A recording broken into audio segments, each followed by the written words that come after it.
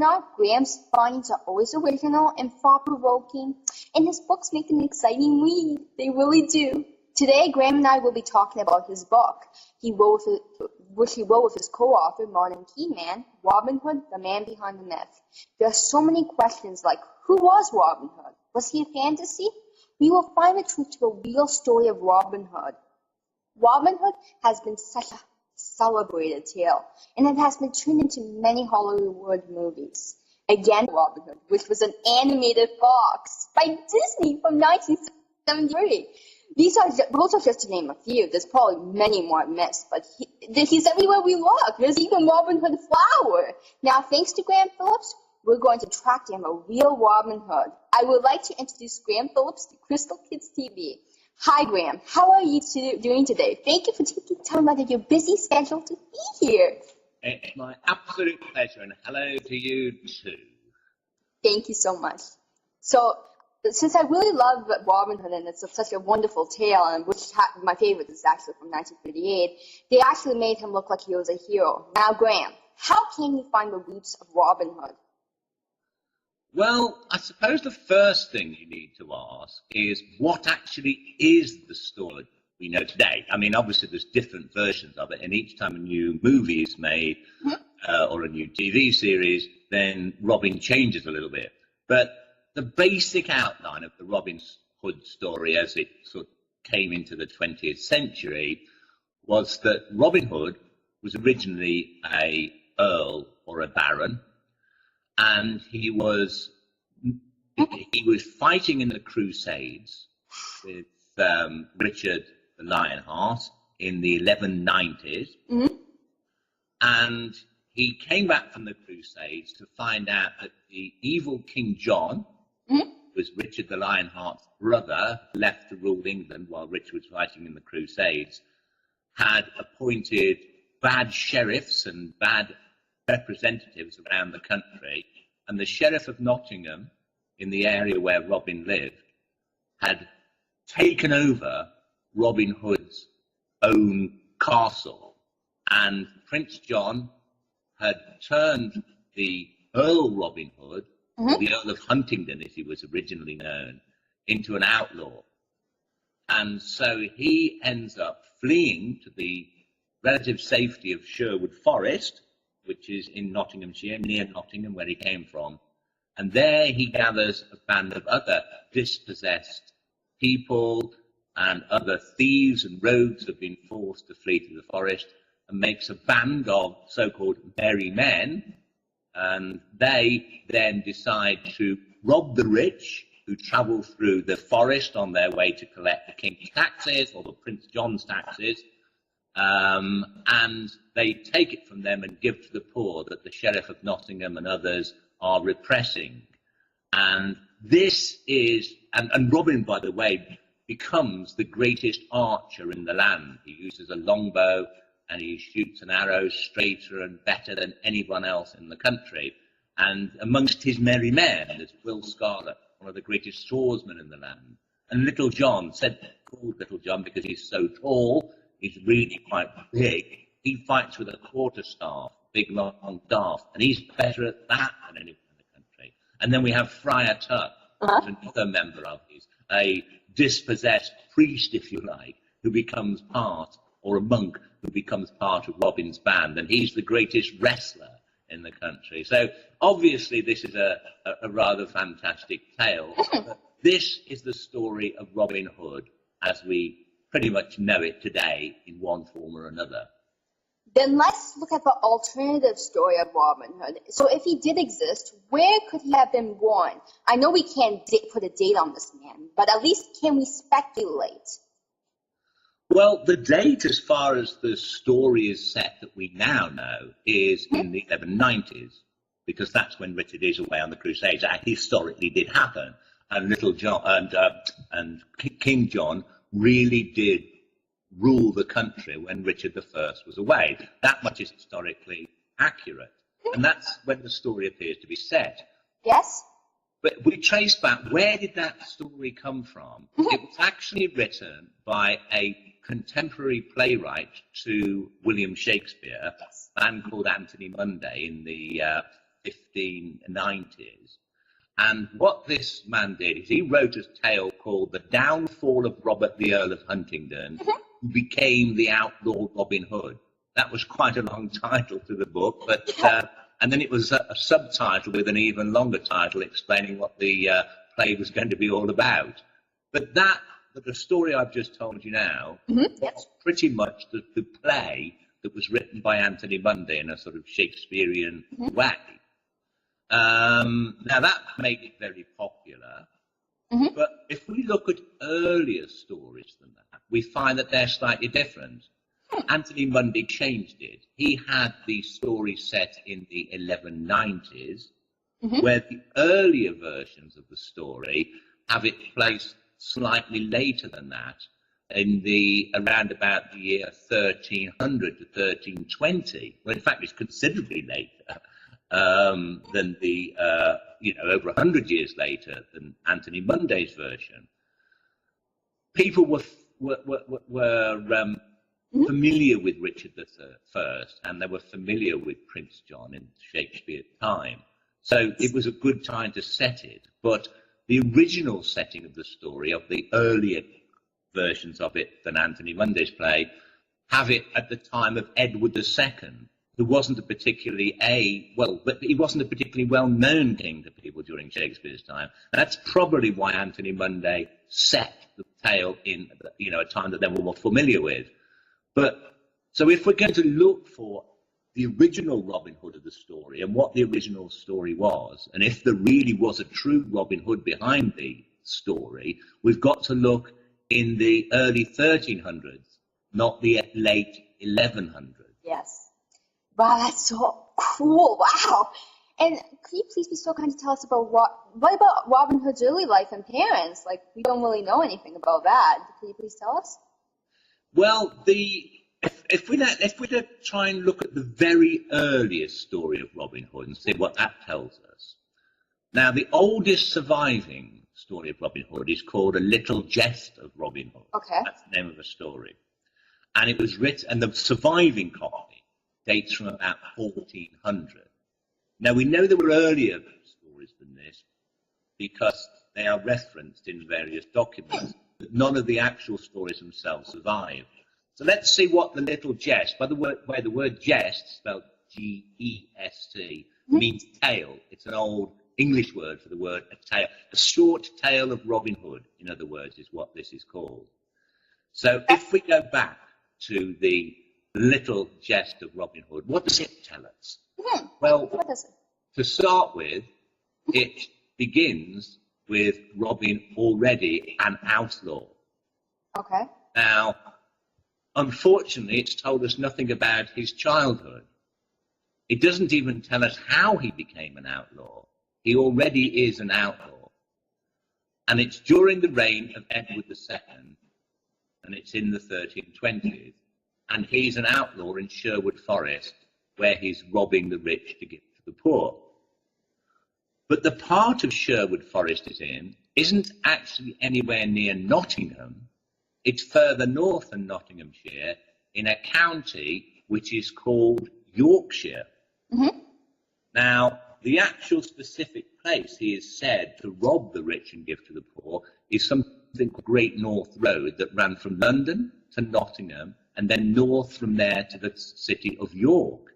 And it's along that road he's said to be robbing the rich, at a place called Barnesdale. Now, that was the northern part of Sherwood Forest that stretched throughout these two counties. And so, if I was to look for an actual historical figure behind the story and to try and find out where he came from, then it seemed to be Yorkshire and not Nottinghamshire. In other words, 30 or 40 miles to the north of where traditionally Robin Hood's supposed to have come from, if I was to find his background. That's so cool. Wow. And just so I'd like to know, did actually Robin Hood ever go to jail? Well, in the story, in the story of Robin Hood that we know, the one that was written by Anthony Munday, and the story that's written in Little Gest of Robin Hood and other tales, he's sometimes caught by the Sheriff of Nottingham, whose job it is to track him down. and put in jail for a while, but he's always manages to escape. So the bottom line is they never actually get him, and he never actually manages to be kept in jail very long. What happens at the end of the earliest stories of Robin Hood, including in the little Gest of Robin Hood, he ends up, it's 22 years after the main story is set. He seems to be, in the early story, King Edward II is travelling through the north of England, and he travels through the forest. And while he's travelling throughout the country on what's known as a royal procession, visiting various places to sort of keep his citizens happy, he encounters Robin Hood and decides to pardon him. He offers him an amnesty. And so at the end of the story, Robin Hood is offered an amnesty by the king. Now, in the later version of the tale, Robin Hood is offered an amnesty by Richard I when he returns from the Crusades. But in this original tale, after that, we don't know what happened, because a lot of the surviving part of the story has been destroyed or lost. Oh. The story is then taken up 22 years later. It says that it's 22 years after Robin was pardoned. He's been wounded, and he's been taken by Little John to a priory, an abbey, if you like, a small abbey, that's what a priory is, in Yorkshire, called Kirklees Priory, so that the abbess there, the lady in charge of this small abbey, the abbess can cure him of his wounds. And when he arrives there, the abbess has to cut him. What they used to believe, if you were really suffering from a fever in the olden days, was they would bloodlet you. They would cut your skin so that you bled, and they thought the less you'd have too much blood in you. That's why you were ill and in a fever, and if they had a fever, they would cut you to let the blood out, which of course in reality is only going to make things worse. Some people actually used to put leeches on your skin, so the leeches suck the blood out. And they were doing this right until the 19th century. But the thing was, usually it wouldn't do anybody too much harm, but in the case of Robin Hood, we're told that the prioress, or the abbess, she decides for some reason or other that she's going to kill Robin Hood, probably because there's a bounty on his head. He seems to have become an outlaw again, but we don't know how. Yeah. And so when she cuts him in order to bleed him, she's only supposed to do it a bit, but she cuts his veins and bleeds him to death. But when she runs off somewhere, Little John comes in, finds Robin Hood there in his bed, saying, "Oh, I'm dying." There was no way of sewing them up quick enough in those days, I don't suppose. So he asks Little John to give him his bow and arrow, and he shoots an arrow from the window in the Kirklees Priory, and where it lands, he tells Little John, "I would like you to bury me." Now, the interesting thing is, again, this is in Yorkshire. Yeah. Barnsdale, where Robin Hood in the earliest story is said to rob the rich to give to the poor, is about 10 miles, I guess, from Kirklees Priory. Now, Kirklees Priory is a real place. Yes, it is. Wow. So what I decided to do first was to go to Kirklees Priory to see if there's anything around there that matches the description of the priory in the tale. The gatehouse of Kirklees Priory still exists, and local tradition still holds amongst the old people there that is the window from where Robin shot his arrow. Now, I said, well, he's not buried around here, is he? Well, most people had no idea. I said, well, I don't think so, not that we know of. And I mean, I'm going back now about 20 years. Even now it's still hidden away. I thought, well, if he shot his arrow from this window, then okay, somewhere in that woodland out there is going to be where traditionally he's supposed to have been buried. I wonder if there's anything to mark the spot. You know, people might have thought, well, this is where he's supposed to be buried. There must be something there. Well, going through the woodland, clearing away the vegetation that's all grown about the brambles and everything, we managed to discover an ancient tomb.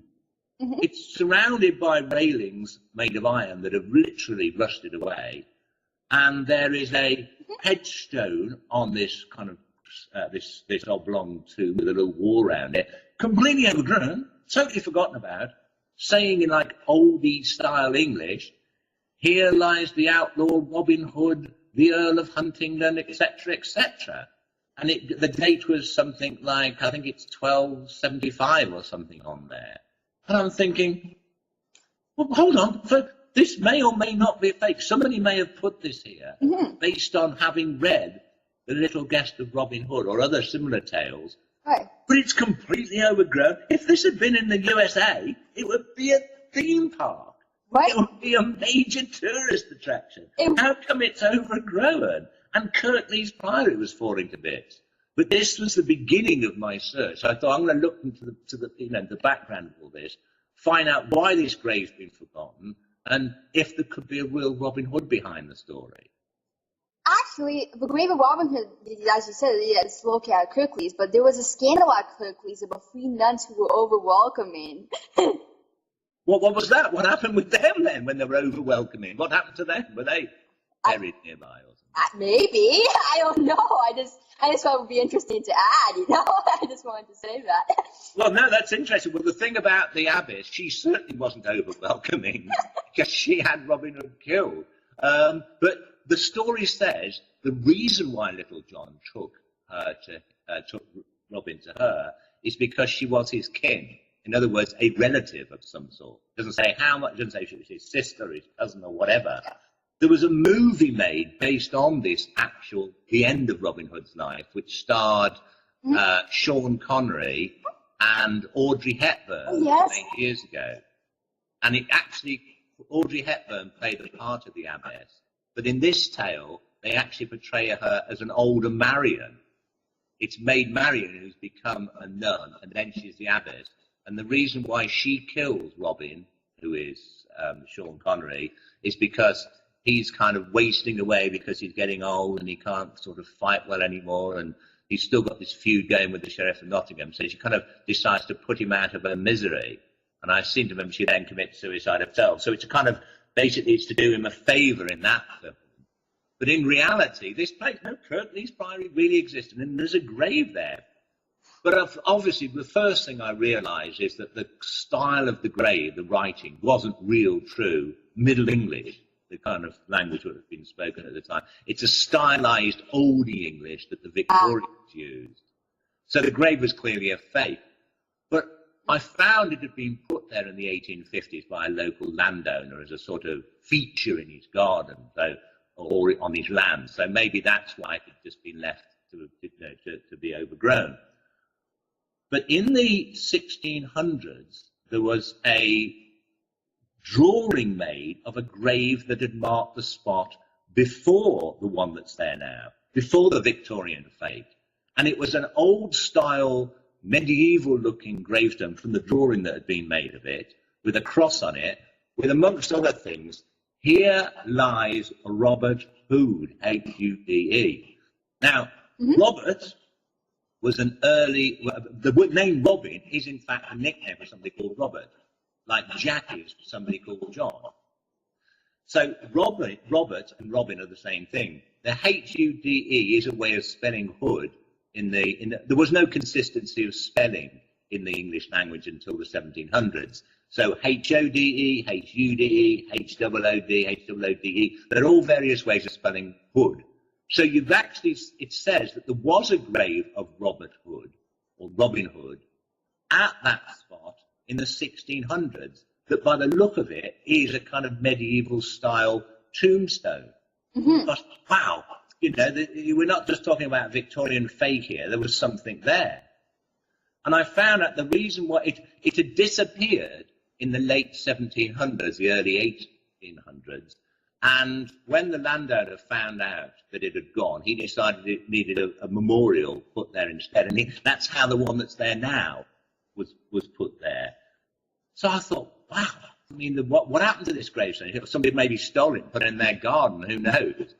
Yeah. But it did start to suggest that certainly there might have actually really been a Robin Hood, because he really did have a gravestone. There really was a Kirklees Priory. And so I thought, okay, let's try and put an exact date on when Hood is supposed to have been outlawed. So, because if he's supposed to have died 22 years after he's been forgiven by Edward II, we can put an exact date on his death. The stone that's there now had said it was 1275, but that was as we know, that's a fake.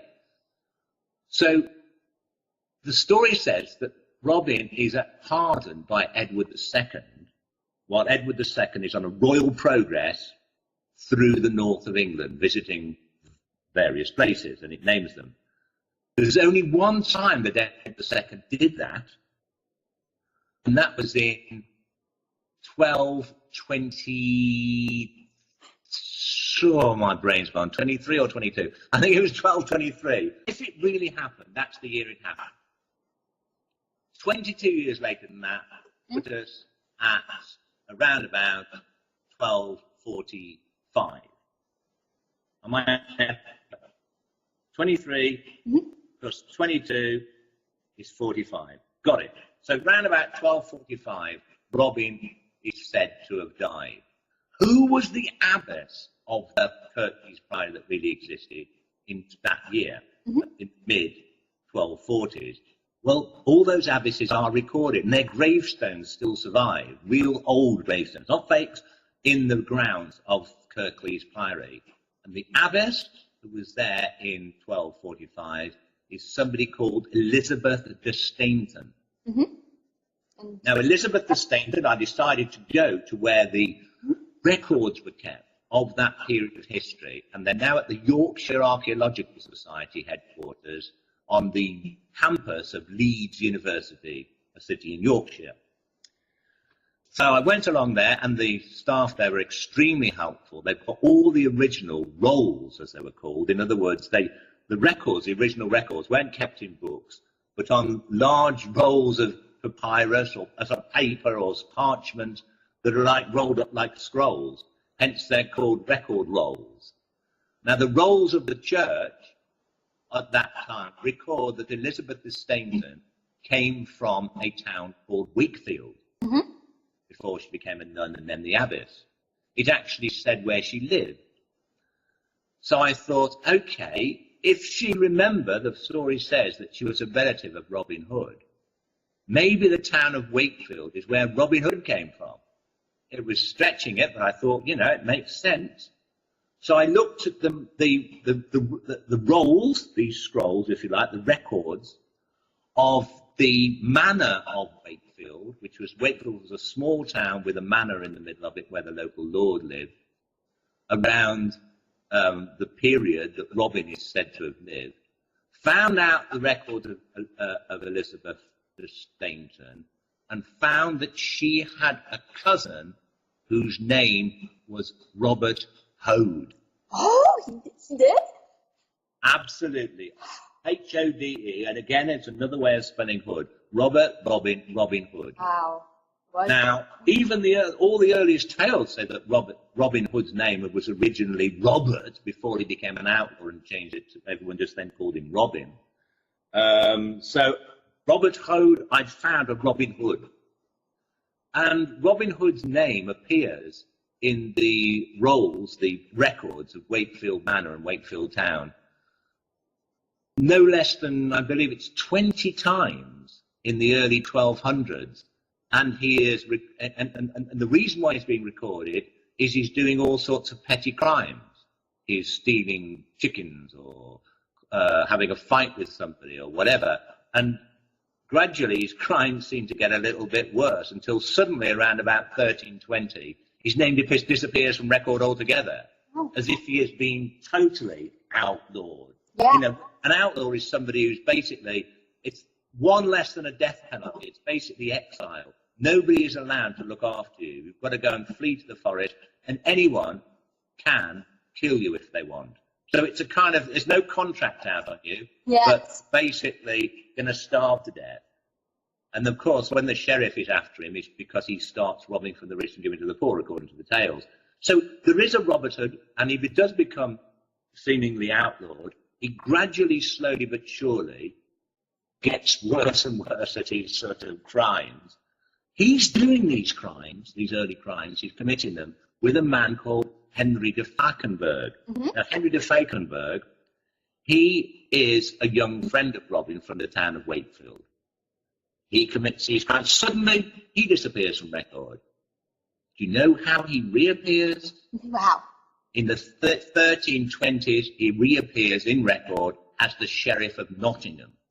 Yes. He has basically been, obviously, he's become a soldier, he's done a very good job, and the king or the local barons have decided, you can keep law and order around here, you're a good guy. Now, the Sheriff of Nottingham not only had jurisdiction to look after Nottinghamshire, but also Yorkshire and all the areas of Sherwood Forest. So, historically, in reality, you've got a Robert Hood and a friend, Henry de Falkenberg.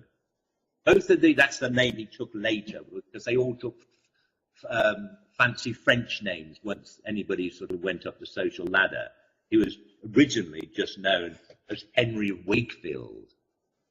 So you've got Robin and Henry as childhood friends who seem to have fallen out. One ends up on one side of the law, the one ends up on the other side of the law. And this can explain the great feud between them. Robin himself, we're not told why he becomes outlawed, but he clearly does because he disappears from record. Something happens to him because he disappears from record exactly the time Robin is supposed to be, supposed to have lived. The fact that he knows the sheriff, one of the man who became historically the Sheriff of Nottingham, when he's older, as a boy, and that becomes the Sheriff of Nottingham when he's old, the fact that the two of them knew each other is a very strong case for the fact I found a real Robin Hood. But even more so, obviously, that Robin is the cousin of the Abbess of Wakefield, of Kirklees, at the time Robin Hood is said to have died. So, although this man was not a lord, as in the later, or an earl, as in the later versions of the story, he was a Robin Hood, an ordinary kind of forester, I think his job was. He looked after the local game in the local forest. He became an outlaw. He really did exist. So did the Kirklees prioress. It's just that it was set at a different time than we commonly think. Yeah, but it seems like everything's connected, and it is set in a different time. That's so cool, and you found something that's so amazing. Wow, I'm really excited. Yeah. So maybe for my audience, I would like to show a clip that Graham was on, and he really kind of shared it for my audience. It's really, really great, this clip, and I think everybody should see it. Graham Phillips has spent years investigating medieval documents. The legend of Robin Hood probably brought about more books, poems and films and television series than any other character in English history. To try and find a real Robin Hood, then what you've really got to do is to find the earliest reference to Robin Hood, whether it's fictional or in historical records. There is another surviving ballad, which also holds clues to the identity of a real Robin. It's called The Little Gest of Robin Hood. In this narrative, Robin has a hometown.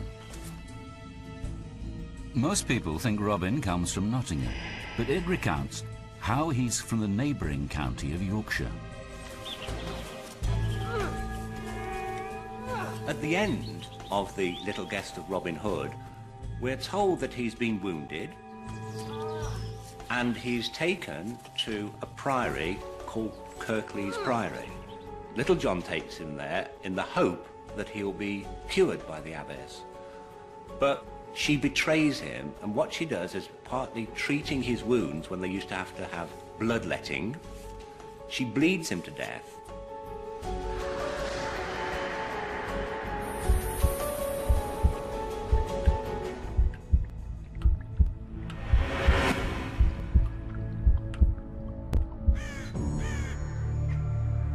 Kirklees Priory is a real place, and it is in Yorkshire. According to The Little Gest, this is the gatehouse where Robin dies. This is believed to be the window where he shot his last arrow. He asks Little John to bury him wherever it lands. And within the priory grounds, there is a mysterious grave. If you look at the inscription, it's got an oldie English type inscription telling us that Robin Hood was buried here. But the problem is, this is clearly a stylized way in which 19th century romantics thought that oldie English was written. It's not genuine. It was put there in the 1800s. The text on the headstone is a forgery.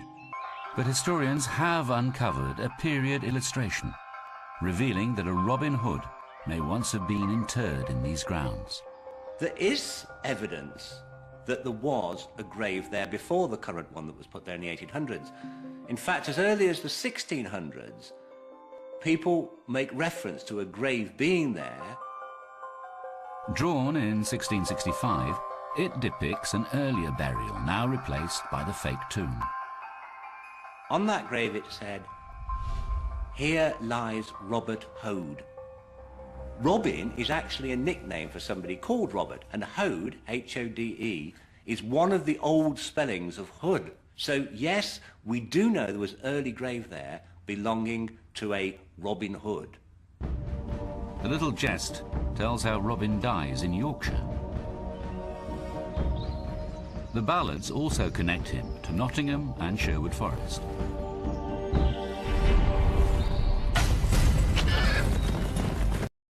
A Robert Hood. Made by Robert Hode, the wife of Henry Archer. He doesn't sound that nice to me. Yes, it said he drew blood. That was just one of the first references I found. I mean, drew blood. Does it mean he just nicked her finger? Did he stick a knife in her? What did he do? And he was 12 pence. Is not a lot of money. Now, 12 cents or whatever. Pretty much the same thing. It was worth. Money was worth a lot more in those days. I suppose it'd be like, for somebody like that, being fined about $200 or so. It's not a lot for drawing blood. Did he punch her on the nose? We don't really know.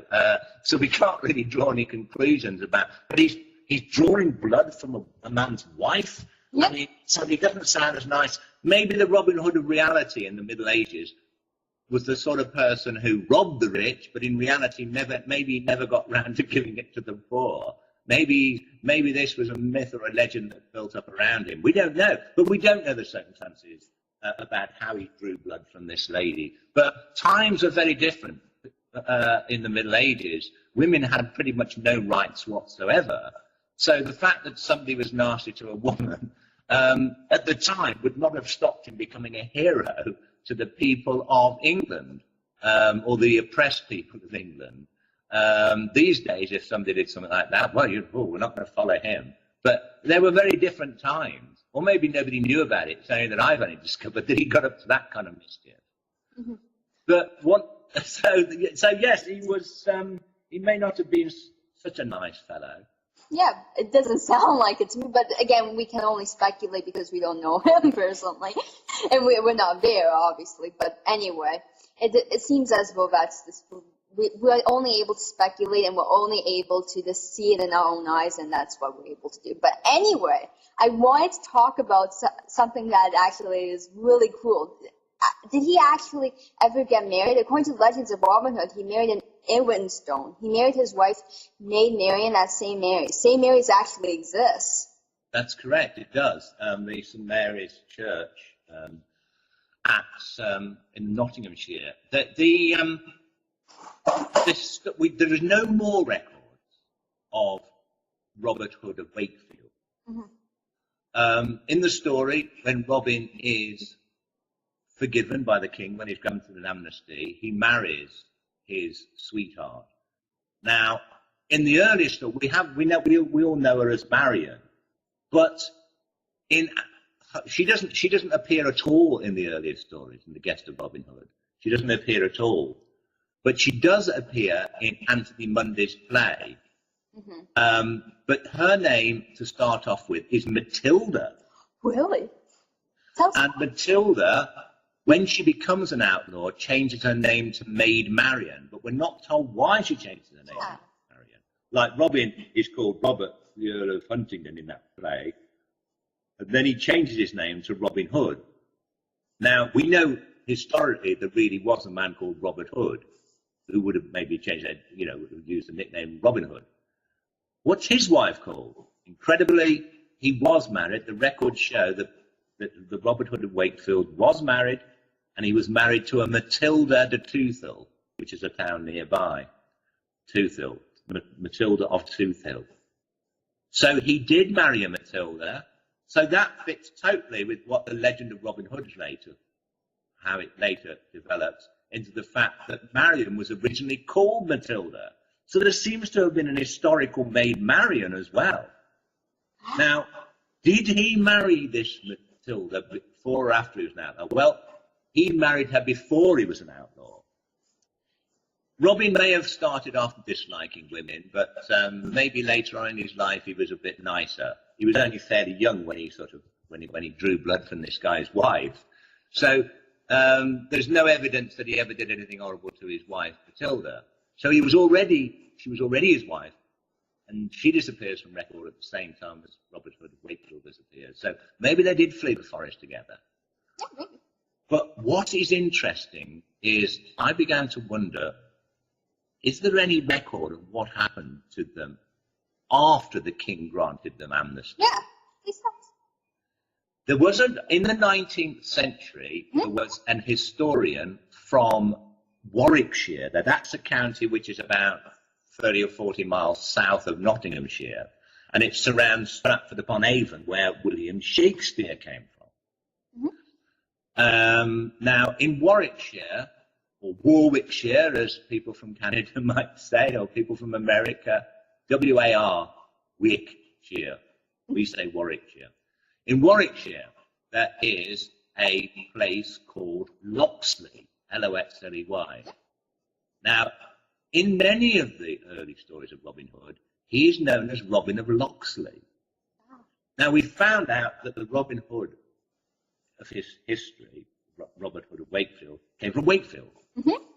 He was in Sherwood Forest. The Sheriff of Nottingham does come after him. So he's associated with Yorkshire and Nottingham, Wakefield, Kirklees. But there doesn't seem to be any association with a place called Locksley. There is no mention of Locksley in the story of Robert the Earl of Huntingdon that Anthony Munday made famous during the Shakespearean period. So where does Locksley come in? Well, there was this historian in the 19th century, a man called Jacob Cove-Jones, who lived in the village of Locksley in Warwickshire, who believed that his Locksley was where Robin Hood had actually come from. He looked into the records of that village and found that at one point in history, a man called Robert Ode, O-D-E, became the lord of Locksley Manor that was actually in Locksley. And he believed that he was the historical Robin Hood. The only thing is that this Robert Ode lived during the 1190s. So it is not the same man as talked about in the Gest of Robin Hood, the little Gest of Robin Hood, but it is a Robert Ode, another Robin Hood, who happens to have been not exactly a lord, but a minor aristocrat who lived in this manor house at Locksley during the reign of Richard I, and he was then, he sided with Richard I against Prince John, and then when Richard I died and John became king, this Robert Ode was thrown out of his manor. In other words, he became an outlaw. So you've got two men, one called Robert Ode, one called Robert Ode, both becoming outlaws at different periods of history, but one of these people did become an outlaw during the period of Richard I, or at least King John, who followed him, and he came from Locksley. And this historian in the 19th century had already discovered this other Robert Ode, and he was completely convinced that this was the real Robin Hood. Well, it was pretty hard to argue with. He came from Locksley, he was outlawed, and he had been a person of a titled person of importance, fitting the later story of Robin Hood as told by Anthony Munday. So it began to seem as if Robin Hood might have been a composite character. You know, he's more than one people that becomes confused as one story. You've got the story of the rather ruffian Robin Hood living in Sherwood Forest, fleeing from the Sheriff of Nottingham, marrying a Matilda who may have been behind the Maid Marian legend. But you've got the Lord, the Earl, who becomes disinherited, coming from a Locksley in Warwickshire, not in Nottinghamshire at all. And so I decided to look into that one.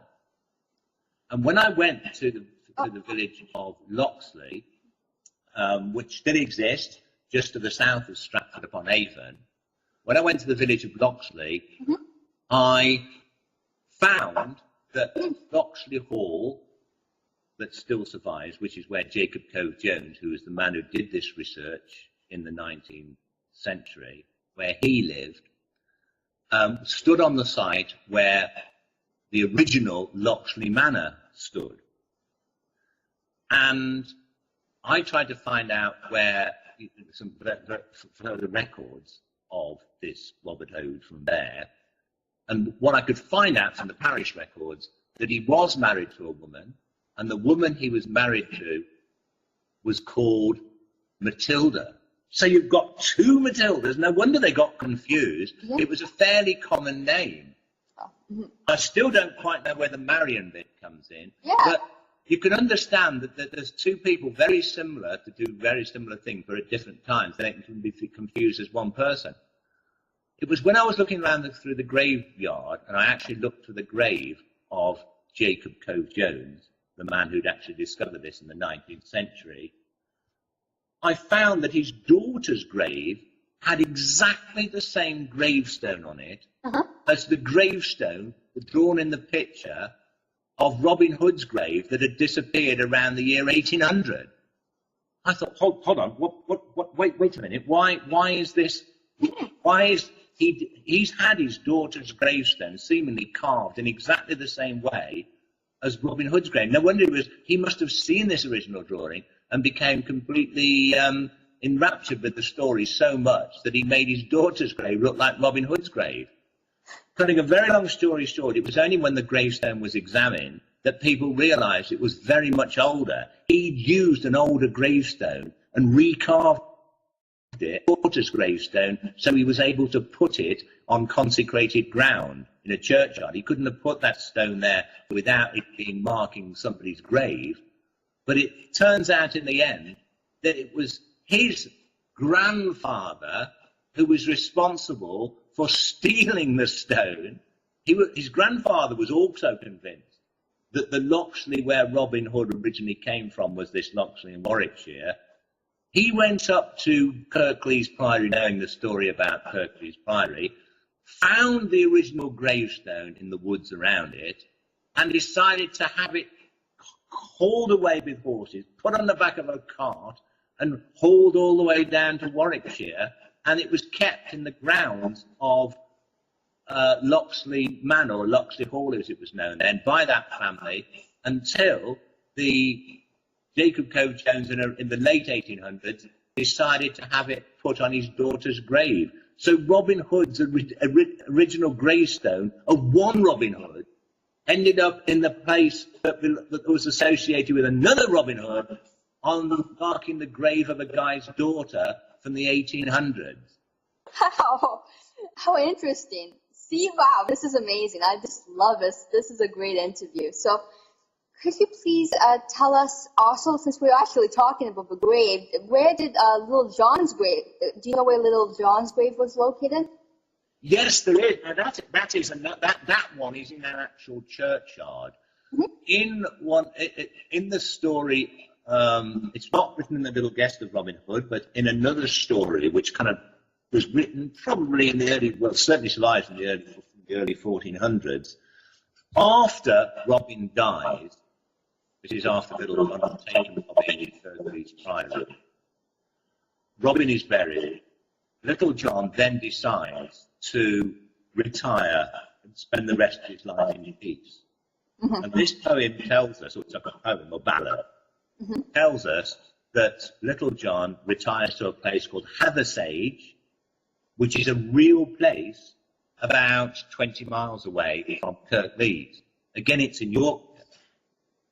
The village of Hathersage, or a little hamlet of Hathersage, tiny little village, still exists in the rolling sort of hills of southern Yorkshire, near Sheffield. And in the graveyard, there is a very, very long grave marked with a headstone and a footstone. Because remember, Little John is supposed to be a tall guy, saying, "Here lies Little John, Lord and Lieutenant of Robin Hood." In other words, Robin Hood's sidekick.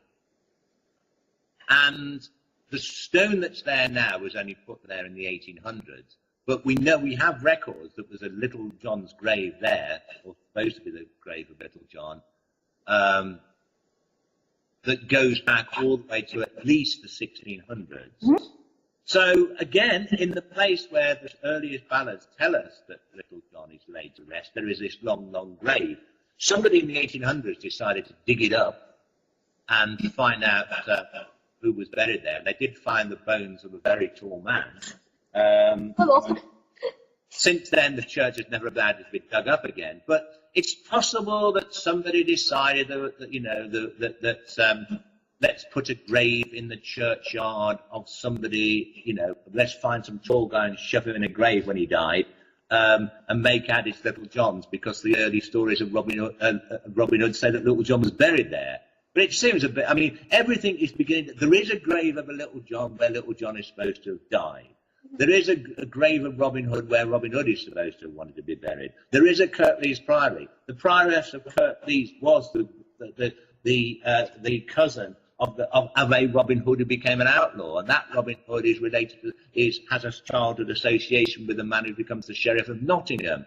And so you've got so many things that seem to tie up with the story of Robin Hood, and real places and real graves, that I can't see how some kind of truth behind the story didn't exist, that there really was a Robin Hood, and he really did do something like the stories tell us.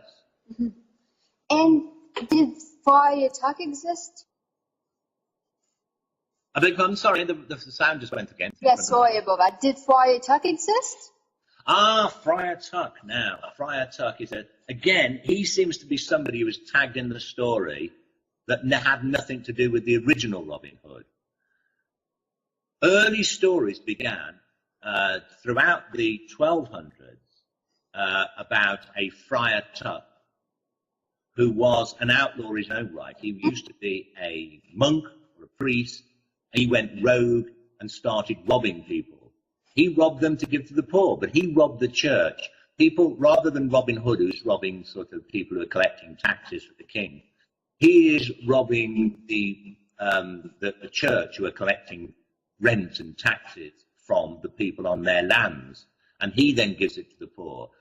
Now, this story of Friar Tuck comes from Sussex, which is far down in the south of England, about a good few hundred miles from where Nottingham is, a couple of 100 miles away from where Nottingham is. And the story seems to have surrounded a real friar called Friar, I can't remember his surname, I think it was something like Tuckard or something like this, who did become a bandit after the church kicked him out for stealing money from the collection or something along those lines. And this guy lived in the 1250s. So it seems like a separate character who already became quite sort of infamous in tales and ballads. A friar who'd actually started robbing people and got away with it was obviously something that was quite exciting to people. So stories and tales built up around him. And later, when stories and tales started building up about Robin Hood, the two got fused together. It's like putting Batman and Superman together in the same film. I see. I got your point. Yeah. So you've got Friar Tuck being put into the story of Robin Hood, So yes, there was a Friar Tuck, but he probably didn't know the historical Robin Hood. Yes, yeah, that does happen a lot, I guess. And maybe one day Superman and Batman might join together.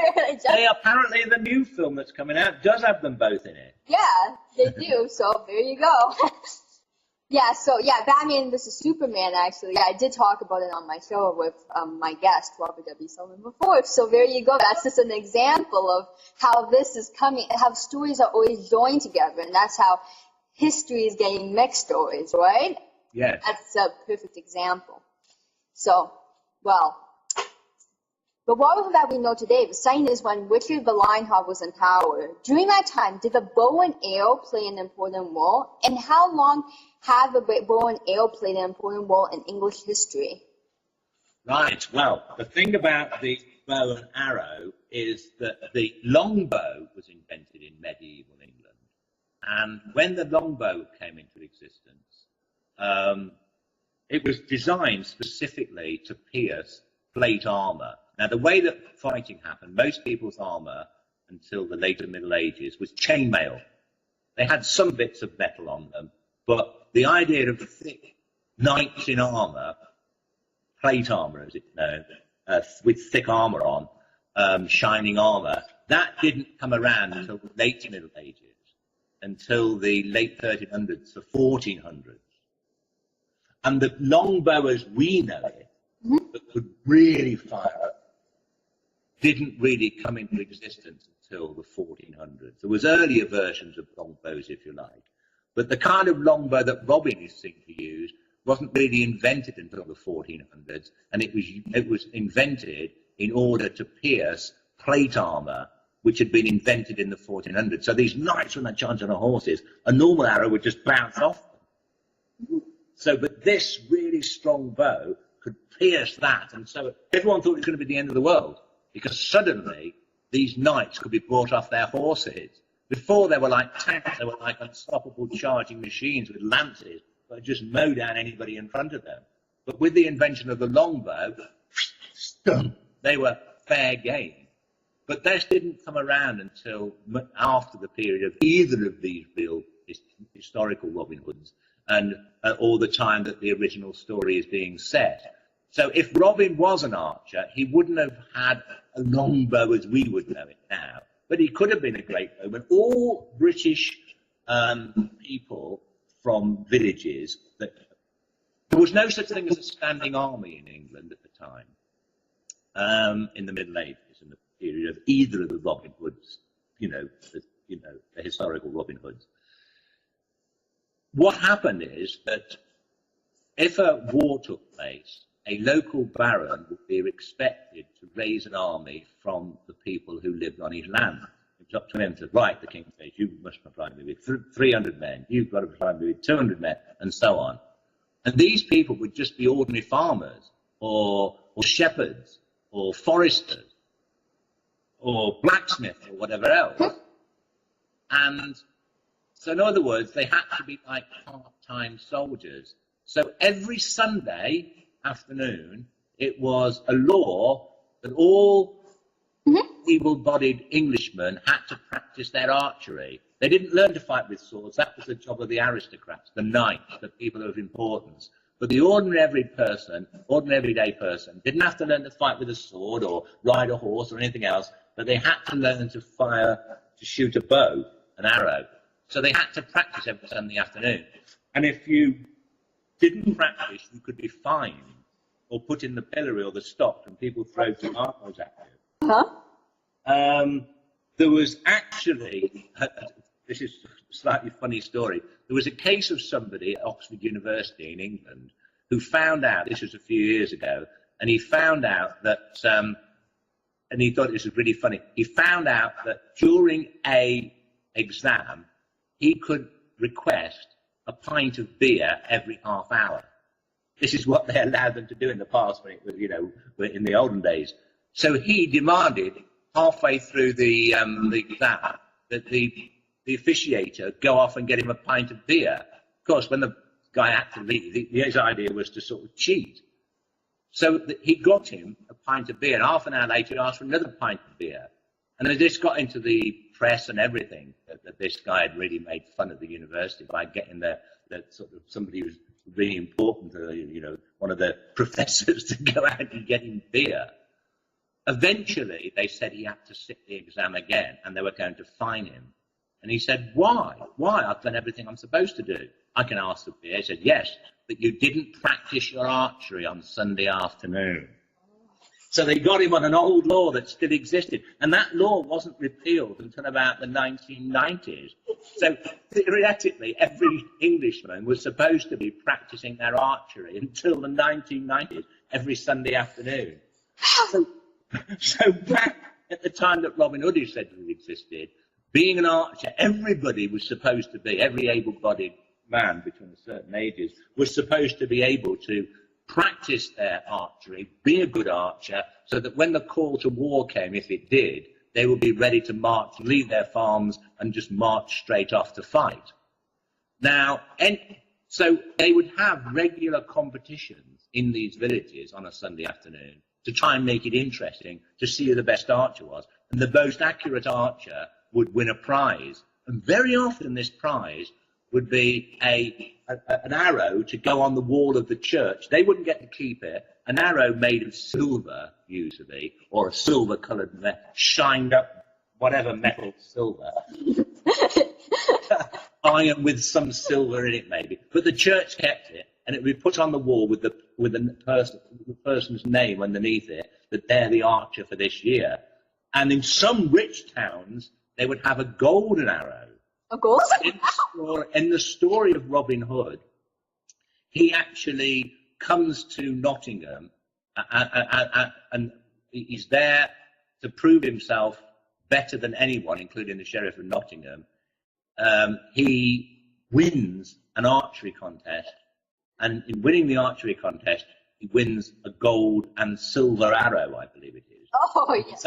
So that's based on the sort of thing that really did happen. So if you see the Robin, I think in the stories of Robin Hood, in the films, he sneaks in to Nottingham, and he's got his hood up so no one can see who he is, and he enters the archery competition either to distract everybody so that his men can rescue somebody from the Nottingham castle, something along those lines. Yes. During this archery contest, he beats the finest archers in the land, and he wins this gold and silver arrow. And then when the sheriff is about to give it to him, or the Prince John, or whoever it happens to be in whatever version, he pulls his hood back and says, "I'm Robin Hood," and the fighting starts, and the making, and people are eating chicken bones at the same time as fighting, and whatever else they happen to do. Yeah, exactly. So in other words, that the whole idea of him being the sort of greatest bowman and winning this arrow and stuff, that would have appealed to people at the time, whether it was made up or not, that part of the story. It would have appealed to people at the time, all of whom had to practice archery. So the greatest archer in the land would be a very respected person indeed. Wow, that's so cool to know. Like, I really love this. This is so great. And I've always wanted to know about the bow and arrow a little bit more, because that's so great. Like, I want to know more about that. So thank you very much for explaining that to my audience. I really appreciate it. So, in your book, The Chalice of Magdalen, the suit for a cup that held the blood of Christ, you wrote Robin Hood, a descendant of King Arthur. You also write that Marian in the Robin Hood story was originally the Marian chalice and not a woman, but the solution to the Grail mystery might be found not with the legend of King Arthur, but with the legend of Robin Hood. Well, the first thing, the interesting thing. The interesting thing about the stories of Robin Hood and King Arthur is that, forgetting for a moment that there might have been real figures behind them, behind the stories, which I believe there were in both cases, the stories that built up around Robin Hood and King Arthur were all written around about the same time, during the Middle Ages. The stories of Robin Hood is about a peasant, the story of him later being a lord, as I said, was by Anthony Munday during Shakespeare's time. The original story of Robin Hood has him being this ordinary, everyday yeoman, as they call them. Basically, it's a sort of a slightly upper class, but a slightly richer peasant. It's not that, he's a guy with a bit of money, but he's still an ordinary, everyday Englishman. He's not a lord. The story of Arthur is he's a king. Now, Britain was deeply divided in the early Middle Ages because the country was Anglo-Saxon, and it was invaded by the Normans from France. Thereafter, the aristocrats, the people who owned all the castles and everything, were French, and the ordinary people were the Anglo-Saxons or the English. So the country was deeply divided, and that's how we ended up with aristocrats, people who were lords and ladies and so on and so forth, and ordinary everyday people, which kind of still almost survives today. And the story of Robin Hood appealed to the English, who felt themselves repressed by the Norman barons who ruled them. The story of King Arthur was about barons and knights and kings, and appealed to the rich people, the overlords. The Robin Hood story, although didn't originally appear in the form of written manuscripts, although some of them were written down. They appeared in the form of ballads. Most ordinary people couldn't read and write. So the only way that they could actually hear the story of Robin Hood is by local people going from village to village, performing plays about Robin Hood's time and singing songs. And it's these ballads of Robin Hood that have survived. Whereas the story of King Arthur has him being, they're written down in books, in Latin very often, or in French, that the aristocrats would read. Yes. So one story appealed to one lot of people, and one story appealed to somebody else. But there are themes in it that are very, very similar. For example, when King Arthur dies, his sword is thrown into a lake. And then the lake takes the sword back.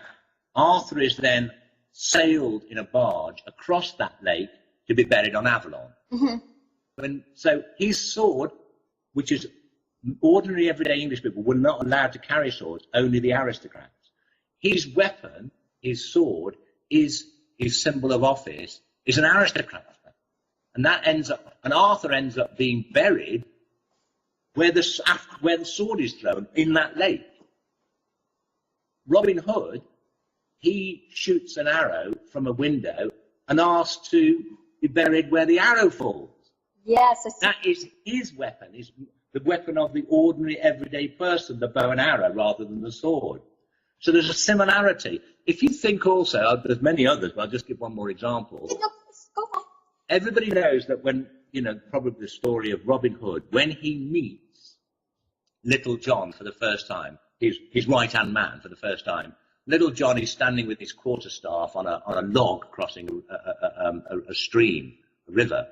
And he says, no one's going to pass here. And Robin Hood says, well, I will.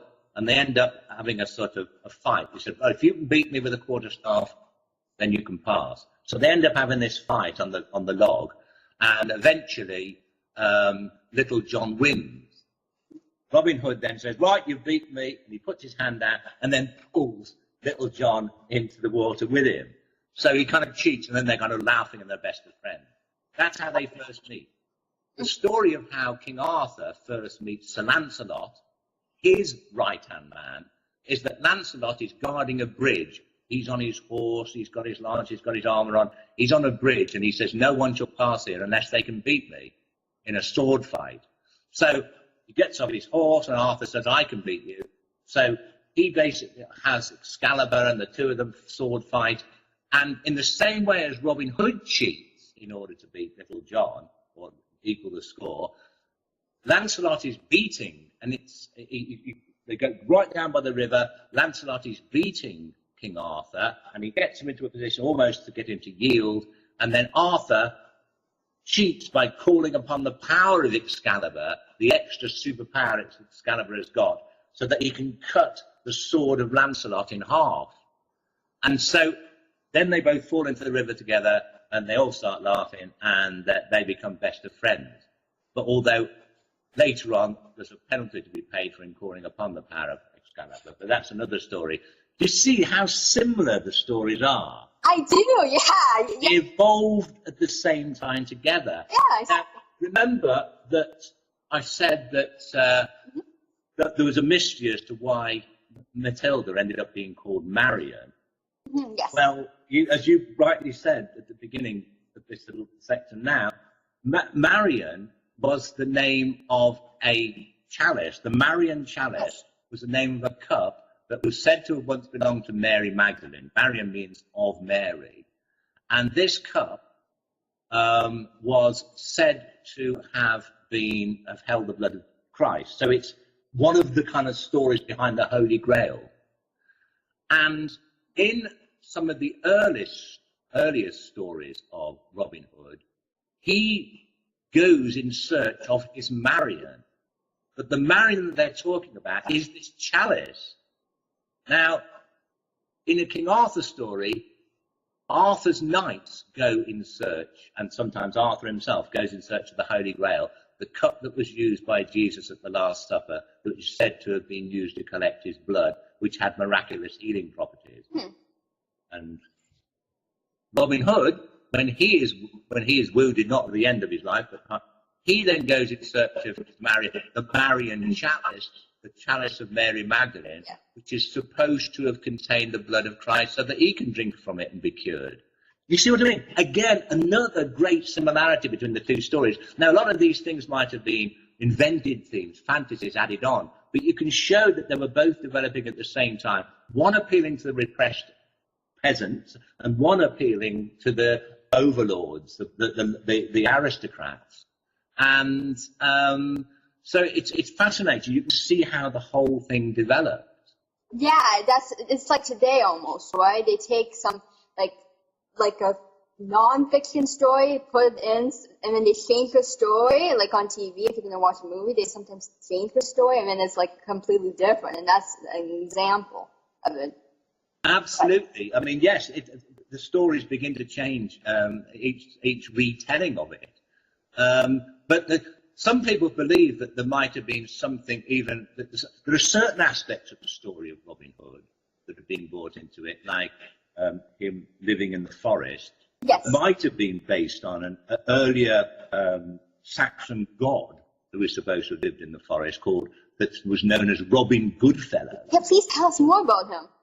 Robin Goodfellow, as he was known in the sort of Middle Ages, was basically also known as the Green Man or the Foliot Man, is this figure who was like covered in leaves. Imagine you've got covered in ivy. That's what this guy looks like, and he's got green face.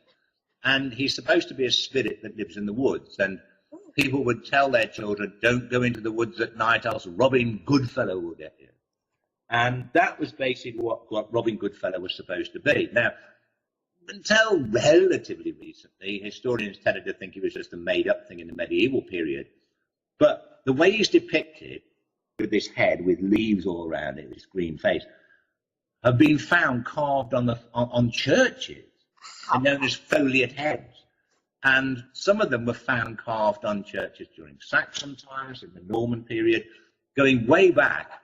And carved versions of these foliot heads of the Green Man, who was later called Robin Goodfellow, have been found dating back to Roman times, 1,500 years ago or more. So it seems like there might have been some god or a tree spirit that was considered, an important figure in Anglo-Saxon time before they became Christians, that somehow just became somebody in mythology. And somebody who was considered to be, a bad spirit in the forest, and it's just to tell kids. So Robin Goodfellow may have been based on some earlier god, and there is reference to a tree spirit that's known as Robin Hood or Hobin Hood. Hob is another name for the devil, so was Rob.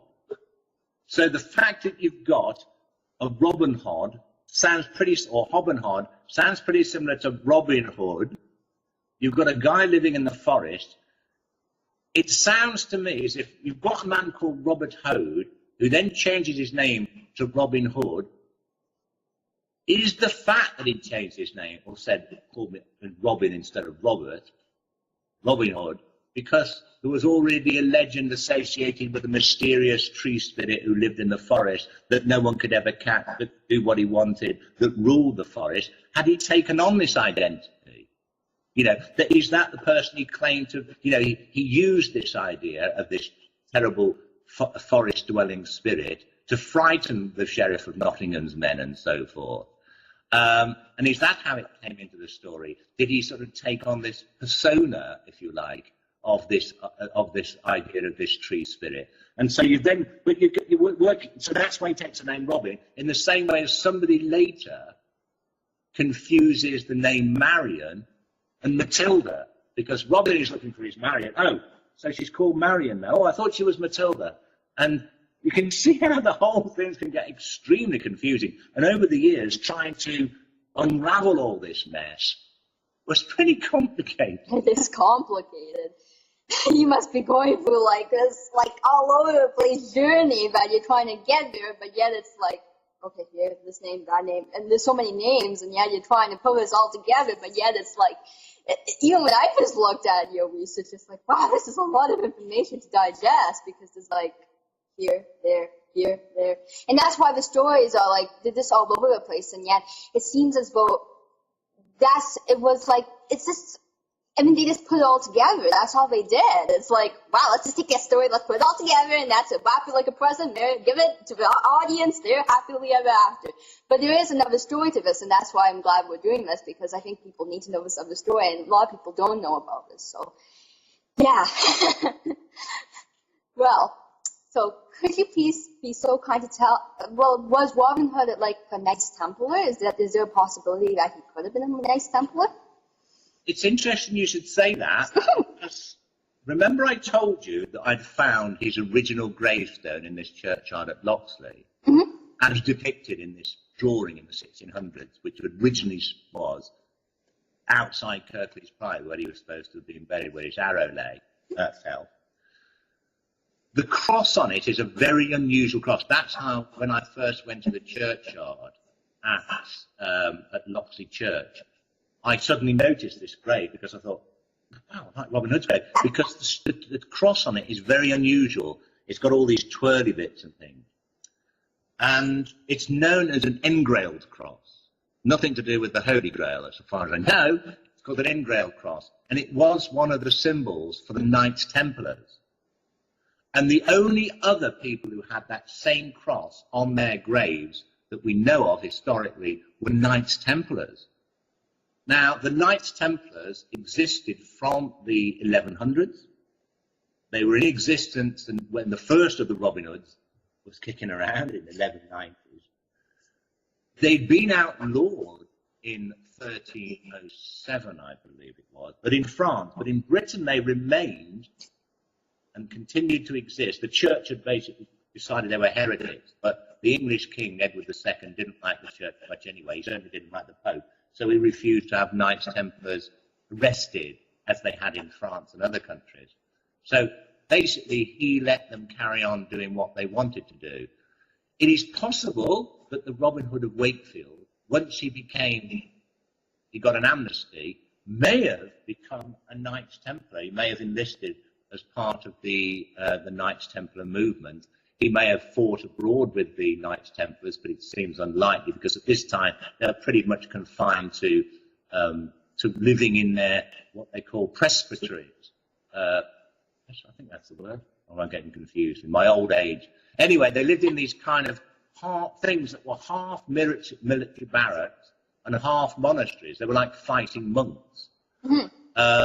But because they were the only real kind of standing army that existed in the country at the time, remember everybody else was basically people practicing their archery on a Sunday afternoon. The rest of them are barons sitting inside, chewing on sides of meat and drinking loads of wine and ale. Yeah. These Templars, who were kind of decided that they were going to keep fit all the time and not even get married and devote their life to Christ and fighting for Christ, they were the only real proper tough soldiers. And so what happened is the reason they got very, very rich, and they got rich because at this time, if you had gold or something, what are you going to do with it? You keep it in your castle. Or if you haven't got a castle, you hide it somewhere. You're digging it in the ground. There's always people sort of watching out for where you're hiding your stuff. There's always ways of breaking into castles and stealing it. So people started to think, oh, the Templars can look after my gold, my money for me. And the Templars said, yeah, we'll put it in our vault. So there's plenty of, no one's going to get through all these guards, these highly trained, highly fit and fighting men. And so they became sort of guardians of people's money. And then they started saying, well, you know, what we'll give you is a piece of paper written on it, you know, we owe you this much. Rip it in half or cut it in half. The person whose money it was would have one half. They'd keep the other half. If you turned up with that bit and it fitted together, then whoever you were, you could take the money. You just made sure you kept all those pieces of paper. It's much easier to hold on to or hide a piece of paper than sort of half a ton of gold. Right. So they actually invented paper money. Wow. And the Knights Templars, because in other words, if you've got something saying, you know, I've got like £1,000 worth of gold in there, and I'm going to use that £1,000 worth of gold to buy some horses, why bother sort of going with the guy who's going to get the horses from, all the way to where the money is, get the money out, give it to him, and then he puts it back in the place where where the Templars looking after it, and he gets just give him this piece of paper, and if he goes to the Templars, he can get his money out. So consequently, the Templars invented pretty much in Europe paper money. It had been invented in China, but it hadn't been invented in Britain until this time. They'd also became the first European bankers because they invented banks. And in the end, they started loaning people money. And what happened was that it was because people like the Pope owed them so much money that he decided they were all devil worshippers and have them all arrested so he didn't have to pay them back. Now, there was plenty of opportunity. When they became bankers by the 1300s in England, there was anyone who wanted to join the Templars and who was a good fighting person got paid good money. You didn't have to be a monk. You could be married if you wanted to and be a professional soldier as a guard for one of these banks. And then you became a Knights Templar. And it is very possible that the historical Robin Hood, after he had given up his time in Sherwood Forest and got an amnesty, became a Knights Templar. Certainly if his grave is anything to go by. Mm-hmm. Right, wow, that's incredible. This information is just so great and wonderful, and wow, that's all I can say. Wow. Yeah, there is a high possibility that he might have been a Knights Templar. There's always a possibility. And actually, there is a Robin Hood well. Can you please be so kind to tell us about that? The Robin Hood's well. Now, remember I said that Robin Hood is supposed to have actually, in the story of the little Gest of Robin Hood, he is robbing the rich on the Great North Road and the northern part of Sherwood Forest. Well, the Yes? robbing is supposed to have taken place right next to somewhere called St. Anne's Well. And St. Anne's Well still survives beside a road which is now called the A1, which is like a motorway, a freeway. And it's there beside that road. So if you actually travel to the Barnsdale area of Yorkshire, it's now no longer a forest, and you're driving along the A1 North, you will come to a service station, where they sell petrol and you can get food and all that sort of stuff, where they sell gas. A service station called Barnsdale Spa Service Station. And when you go there, it's right opposite that. So if you go in there for your gas, or if you get out and go and sort of have some burgers in the McDonald's there or whatever there is, and you look across the road, you'll see all the cars, and beside it is an old kind of brick well structure, and that wasn't put there until the 1600s, but it was said to have been built over an early structure. But it was the original St. Anne's Well, which is where the oldest story of Robin Hood says that his men, that was a favourite place where they would rob the rich to give to the poor. And it is supposed to be at that spot where the king met with Robin Hood in order to grant him an amnesty. So, and it's still there today, right beside a motorway. Wow, that's so cool. Really? Could you please tell us about a play nearby your house that they have about Robin Hood? Yeah, here's me searching for Robin Hood all over the country, and I suddenly realised that only a few miles from where I live, there's a village called Abbots Bromley. And in that village, every year in September, on the same day, in the first week of September, they perform this play with mummers, which are basically local people who, amateur actors. That's what mummers wear. Like in the olden days, they'd go from village to village. But they all dress up in medieval costume. And there are men who dance through the streets holding antlers on their heads, from antlers from deer. And one person, a little boy, dresses up as Robin Hood with a bow and arrow. There's a man dresses up as a woman named Marion.